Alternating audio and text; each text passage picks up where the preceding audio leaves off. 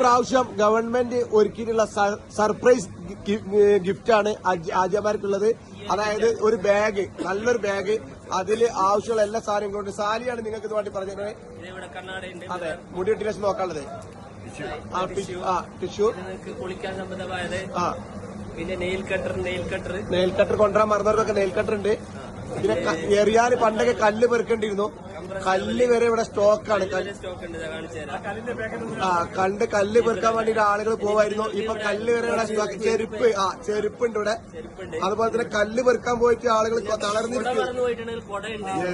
പിന്നെ ഈ ഗവൺമെന്റ് എല്ലാ സൗകര്യങ്ങളും ഒരുക്കിയിട്ടുണ്ട്.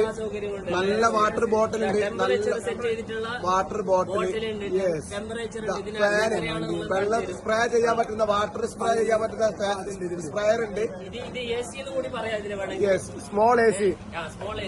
ഓക്കെ, നിങ്ങളെ കല്ല് മെയിനായിട്ട് എറിയാനുള്ള കല്ലിവിടെ പെറുക്കേണ്ട ആവശ്യമില്ല. എത്ര കല്ലെടുത്തു കല്ല് വരെ പാക്ക് ചെയ്ത് വെക്കുന്നുണ്ട്. പണ്ടൊക്കെ കല്ല് മുസ്ദലിഫിൽ പോയിട്ട് നമ്മൾ പെറുക്കേണ്ടിരുന്ന കല്ല് വരെ ഇനി എറിയാനുള്ള സ്ഥലത്താണ് പോയിട്ട് എറിഞ്ഞാൽ മതി.